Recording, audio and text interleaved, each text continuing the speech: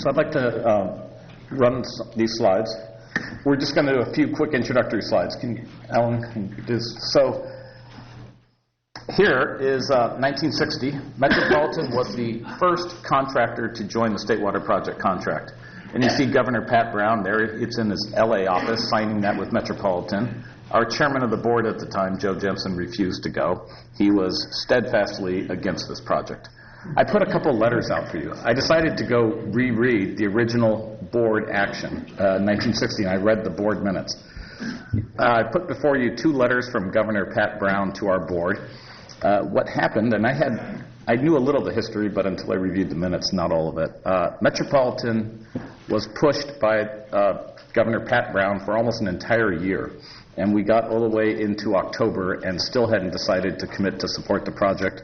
And we voted October 1st, we voted no, that Metropolitan would not support the State Water Project, prompting that first letter from Governor Pat Brown to us, a rather frustrated letter. We went back and met a week later.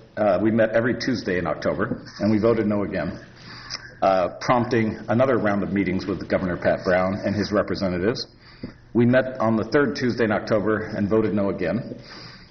Prompting another letter from Pat Brown, taking on directly the chairman of our board from Los Angeles, Joe Jensen, really pushing him and saying he was acting in bad faith, prompting a fourth meeting of Metropolitan where we voted no again. So, finally, November 1st, Metropolitan Board, after a few more changes in the contract, the proposed contract, voted yes. November 4th, we signed the original contract. Nobody else would sign a contract. Nobody else would take a vote until Metropolitan acted. And then November 8th, California voted on Proposition 1 to go fund the State Water Project. So we were 4 days under the wire before the election, before we came on board with this project. It was obviously a really difficult moment, something Metropolitan clearly struggled with. There were two main issues. We had City of Los Angeles had a full Owens Valley aqueduct that they thought would be full in perpetuity. They didn't foresee Mono Lake and public trust doctrine. We also were before the U.S. Supreme Court on Arizona versus California, and Chairman Jensen was very concerned this would undercut our case with the Supreme Court and simply thought we can always come back and do the State Water Project 30 years from now when we need it. Future obviously showed that we needed it much sooner. We started getting deliveries in 1970, and the region went through severe droughts in the late 70s and in the 80s. So we needed the project, but we didn't see it at the time in 1960. But a lot of people have asked me, why should Metropolitan go now? Same thing then. Nobody else would act. You've already seen when we kicked our board meeting, when we acted to move it from today to October 10th, Kern moved their meeting, Santa Clara moved theirs. We're an anchor tenant. No one is going to really make the decision to be in or out of this project until they really know exactly what Metropolitan is going to do. Next slide. What do we have next? We just run through all this, put all these up. As you can see, Metropolitan side followed by San Bernardino, and then over the next several years, the rest of the State Water Project contractors joined on the project, last one being County of Kings. Next slide. So the next big development was 1982, when we originally decided not to build a Delta bypass in 1960. Actually, Metropolitan was one of the people there. We pushed to delay that. It was in the original State Water Project, and it was expensive. Originally, they were going to build Oroville later, and then because that was primarily seen as flood control, not water supply. But Oroville was built right away, and we decided with Oroville being built right away that the Delta bypass, the canal around it, we should save money and do that later. Well, later became 1982. You see a very young Jerry Brown there with his father, Pat Brown, come back, and Judge Roby, then Director of Water Resources, and there they proposed the Peripheral Canal, but that went down to defeat. And that really set the stage for no governor really wanting to tackle Delta issues if they could avoid it. Next slide. So by the 1990s, we started first getting our endangered species listings and cutbacks, and then we had the severe drought. You see Governor Pete Wilson there with Doug Wheeler and Dave Kennedy. Here they're explaining what the cutbacks are, what the drought's going to be. They're setting up the original drought water bank that Metropolitan was the major purchaser in to make sure we got the water supplies that we could get through the drought in the early 90s.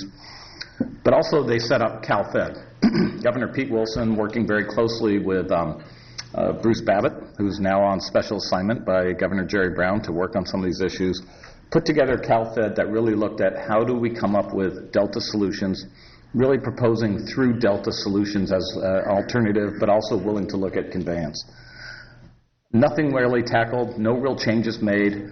We did get some improvements for a while. We did some good ecosystem work. We did see pickups in species. And so for the 90s going into the early 2000s, we probably had a decade where we had the system limping along and actually starting to pick up in some areas. But then we started to get overwhelmed by events after that. Next slide. So we're starting around 2006. It was becoming clear that with further listings, further species issues, that we had to do something. We had the original Judge Wanger decision right in this time frame.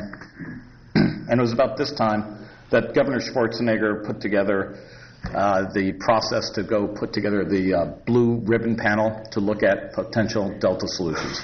We've been trying through Delta, through CalFed for a decade, hadn't really gotten anywhere. The solution that was put together was the Bay Delta Conservation Plan. Remember in this time frame in 2007, actually summer of 2006, Metropolitan's board did a two-day retreat in Fullerton, led by Jim Blake, our former rep, on Nutwood Street, the people who remember it, aptly named. And it was at that retreat that we settled on and came up with our own Delta principles as a board. And then we brought that together in a board letter and adopted that in 2007. And I went and reread that board letter last night, and it laid out a very clear set of principles and policies that board was directing staff to achieve. That was a decade ago, and it laid out exactly what we wanted to do in terms of the process. And the first step in that was working through the legislature, and then Metropolitan was a sponsor of 5 packages in a special legislative session put together by Governor Schwarzenegger, and that resulted in the keynote of that one, or the hallmark of that, was the Delta Reform Act. The Delta Reform Act had 2 main issues in it, and mainly it established, for California policy, the co-equal goals. The co-equal goals were: we would support ecosystem restoration in the Delta, and we'd support water supply reliability, and not one could trump the other. Metropolitan's board made that part of our 2007 policies that resulted in that being adopted in legislation. I remember that we did this signing ceremony over in the Tahunga well field, and Governor Schwarzenegger said to me, "Kightlinger, that's a funny name." And I just said, "Seriously, Schwarzenegger?" But that was a big moment, and that was a very key moment that this board was we were the sponsor of all 5 bills in that Delta Reform Act bit of legislation. Nobody else did. Other agencies sponsored 1 or 2 of the other bills or supported them all.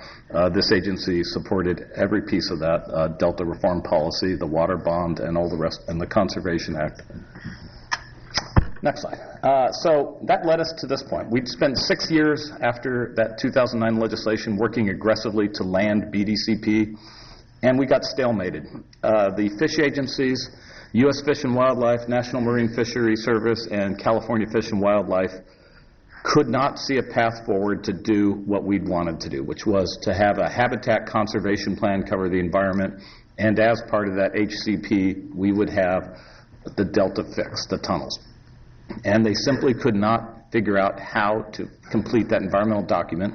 We'd spent 2 years, basically 2013 to 15, stuck arguing with the fish agencies, coming up with the right mitigation packages, the right set of assurances. And then finally the Brown administration decided we had to pivot, we had to cut. And what we did was we bifurcated the 2 proposals that were going to be joined into a habitat conservation plan.